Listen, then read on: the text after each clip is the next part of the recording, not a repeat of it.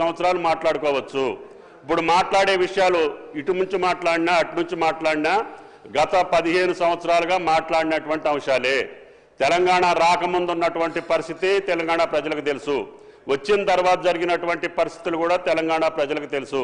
కాబట్టి దయచేసి ఈ పథకం యొక్క రూపకల్పనలో మీ భాగస్వామ్యం కోసం ప్రజాస్వామ్యయుతంగా శాసనసభ సభ్యుల యొక్క అభిప్రాయం తీసుకోవాలని మీ ముందు పెట్టాము.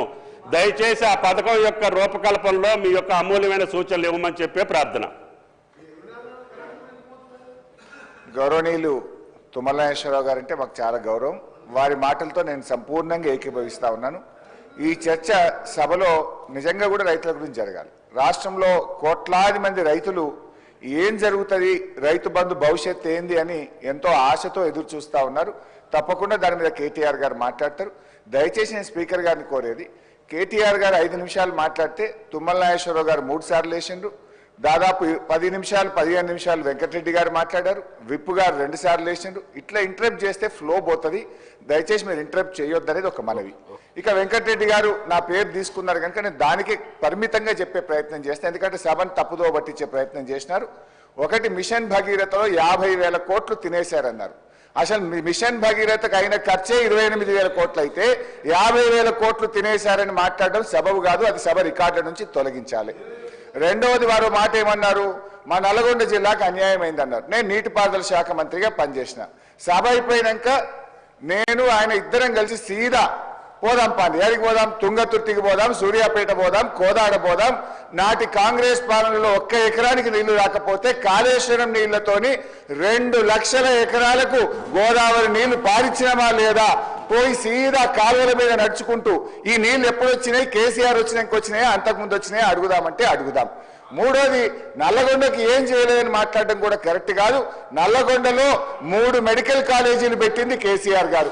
నల్లగొండ పట్టణంలో గతంలో మీరు మంత్రిగా ఉన్నప్పుడు ఎట్లా ఉంది, కేసీఆర్ గారు నల్లగొండ పట్టణాన్ని గత 5 ఏళ్లలో ఎంత అభివృద్ధి చేశారో నల్లగొండ పట్టణ ప్రజలను అడుగుతా కూడా చెప్తారు అధ్యక్ష.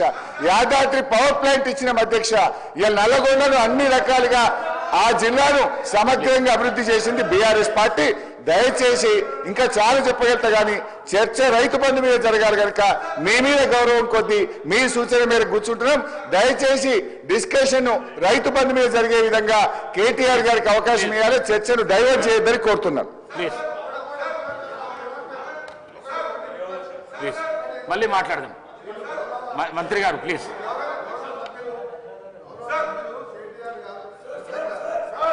గౌరవ సభ్యులు కేటీఆర్ గారు 24 గంటల కరెంటు విషయానికి వచ్చినప్పుడు మాత్రమే లేచిన. రైతు భరోసా మీద మాట్లాడినప్పుడు నేను లేవలే. రైతు భరోసా మీద మాట్లాడినప్పుడు రైతు భరోసా రాజశేఖర రెడ్డి గారు, నేను కేటీఆర్ గారు చెప్తున్నా, రైతు భరోసా మీద లేవలేదు సార్. ఇంకొకటి, వారు మళ్ళా సభను తప్పుదో పెట్టేసేగా హరీష్ రావు గారు నల్గొండ జిల్లాకు Congress party sir Nagarjuna sir ఎవరు కట్టింది సార్, కేసీఆర్ కట్టిండా వాళ్ళ ఆయన కట్టిండా, ఎవరు కట్టింది సార్, కేఎంఆర్పీ ప్రాజెక్ట్ కెనాల్స్ ఎవరు దగ్గర సార్, సూర్యాపేట రోడ్డు దగ్గర అంటున్నాడు, మొత్తం అబద్ధం సార్. పోదాం సూర్యాపేటకి పోదాం. ఎందుకు సార్ మీరు ఒకటే రైతు భరోసా కన్ఫైన్ కానీ ఒక నిమిషం సార్, రైతు భరోసాకు కన్ఫైన్ కానీ దాని మీద రైతు భరోసా ఏ విధంగా చేయాలో కేటీఆర్ గారు సలహా ఇవ్వమంటున్నారు. కరెంటు మీద 24 గంటలు అన్నప్పుడు మాత్రం నేను లేచాను. వారు కూడా మీరు సబ్జెక్ట్ డిబేట్ కావద్దని చెప్పండి. మేము అడగ మధ్యలో ఇది రైతులకు సంబంధించి అంటే ఓన్లీ రైతు భరోసా, రైతులకు వేరే సబ్జెక్ట్ మాట్లాడలేదు. ఇంపార్టెంట్ చర్చ ఇది డైవర్ట్ అయితే. అవును సార్, మీరు కరెంటు విషయం వస్తే మళ్ళీ వేరే చర్చ పెట్టండి, కరెంటు మీద వేరే చర్చ పెట్టండి. లాగ్ బుక్ లేదో బయట పెడతా నేను. ప్లీజ్ కూర్చోండి ప్లీజ్. కేటీ రామారావు గారు ప్లీజ్. కేటీ రామారావు గారు. Speaker sir please. Speaker sir, తమరితోని వినయపూర్వక విజ్ఞప్తి సార్, దయచేసి ఒక 10 రోజులు హౌస్ను పొడిగించండి. 10 రోజులు హౌస్ను పొడిగించండి దయచేసి. పొడిగించి ఇప్పుడు మంత్రి గారు కోరిన విధంగా ఒకరోజు ఎలక్ట్రిసిటీ మీద చర్చ పెట్టండి, మన మంత్రి గారు కోరిన విధంగా ఇరిగేషన్ మీద చర్చ పెట్టండి, మంత్రి గారు కోరిన విధంగా మిషన్ కాకతీయ మీద పెట్టండి, మిషన్ భగీరథ మీద పెట్టండి. దాంతో పాటు అధ్యక్ష నల్లగొండ జిల్లా అభివృద్ధి మీద కూడా ఒకరోజు ప్రత్యేకంగా చర్చ పెట్టండి అధ్యక్ష. కానీ ఈ రకంగా మధ్యలో లేచి మళ్ళా డిస్టర్బ్ చేయడం కరెక్ట్ కాదు.